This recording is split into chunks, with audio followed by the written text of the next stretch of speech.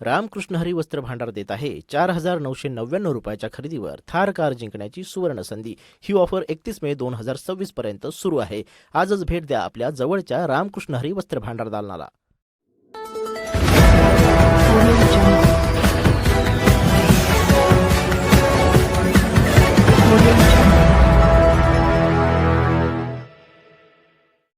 आपल्या गावाशेजारील हे राजू शेठ गाडगे हे पंचायत समितीमधून धनुष्यबाण हे त्यांचे चिन्ह असून आपण त्यांना बहुमताने निवडून द्यायचे।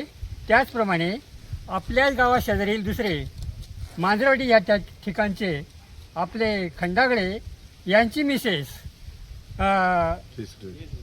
काय जयश्रीताई खंडागळे या देखील धनुष्यबाणाचं चिन्ह घेऊनच उभे राहिलेले आहेत। तर आपण या जिल्हा परिषदेच्या निवडणुकीसाठी त्यांना देखील आपण भरघोस मताने निवडून आणायचे ही सर्व जादोडीकरांना विनंती आणि शहरी गावांना देखील विनंती करतो। बस। राजू शेठला किती दिवसापासून ओळखता? राजू शेठला अनेक दिवसापासून ओळखतो, कारण आम्ही इथं प्रॉपर आता इथं आलेलो आहे ना। संपर्क कसा आहे? संपर्क आमचा चांगलाच आहे, संपर्क आमचा चांगलाच आहे, शैलेश संपर्क आमचा चांगलाच आहे, हे नेहमी आमच्या जवळचेच आहे। विकासाच्या काय अपेक्षा आहे? विकासाच्या अपेक्षा म्हणजे रस्त्यांची आता तुम्ही डागडुजी समजा केलेली आहे, रस्ते नवीन तयार केलेले आहेत, यामध्ये समाधान आहे आमचं। फक्त आमचं जे बाबासाहेब जे मंदिर बांधलेलं आहे त्या बाबासाहेबच्या मंदिरात जाण्यासाठी आम्ही काय केलेलं आहे, दगडी रस्ता असा तयार केलेला आहे आत्ता सध्या। तर त्याच्यावरती सभामंडप पाहिजे, त्यासाठी त्याला सभामंडप पाहिजे आणि जाण्यासाठी त्या दगडांवरती आता मुरमाची आवश्यकता आहे आम्हाला। आमचा माल काढता येत नाही उसळ, आणि एका बाजूनं पाणी, दुसऱ्या बाजूनं नदी, आणि तिसऱ्या बाजूनं हे काय आहे शेतमालातले असतात ना, ते शेतमाल रिकामे नाही आहेत, त्याच्यामुळे आम्हाला जाण्यासाठी तेवढा रस्ता आम्हाला करून द्यावा ही हात जोडून विनंती। आरोग्य आणि स्वच्छता या संदर्भात काय बोलाल तुम्ही?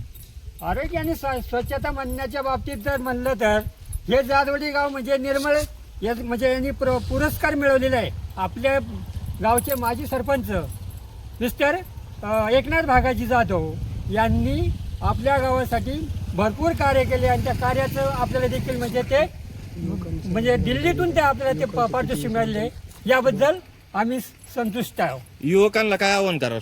युवकांना आम्ही आवाहन करणार का हल्ली जे समजा जग चालले ते कुठल्या दिशेने चालले, तर त्यासाठी आपल्याला युवकांचीच गरज आहे। युवक असेल तर त्या युवकांची जी मानसिक जी आणि विचारशक्ती जी असते ती प्राबल्य असते, त्यासाठी त्यांना युवकांना मेजॉरिटीने जास्त म्हणजे प्राधान्य द्यायला हवं। व्यसनमुक्त गाव होणे हे देखील आवश्यकता आहे। तरुण पिढी आजकाल बिघडत चाललेली आहे, हो। मग तरुणांना काय आव्हान असेल तुमचं? तरुणांना आम्ही आव्हान काय करणार, आता समजा ही जनता जी आहे यांना आम्ही जास्तीत जास्त कसे परावृत्त होतील त्या गोष्टीपासून, व्यसनापासून कसे परावृत्त होतील याचा आम्ही प्रयत्न करू। रोजगार निर्मितीसाठी निर्मितीसाठी आता जाधवडीमध्ये आमचे युवक कितीतरी असतील असे की त्यांना देखील रोजगाराची आवश्यकताच आहे, त्यांना देखील तुम्ही रोजगार मिळवून द्यावा ही नम्र विनंती।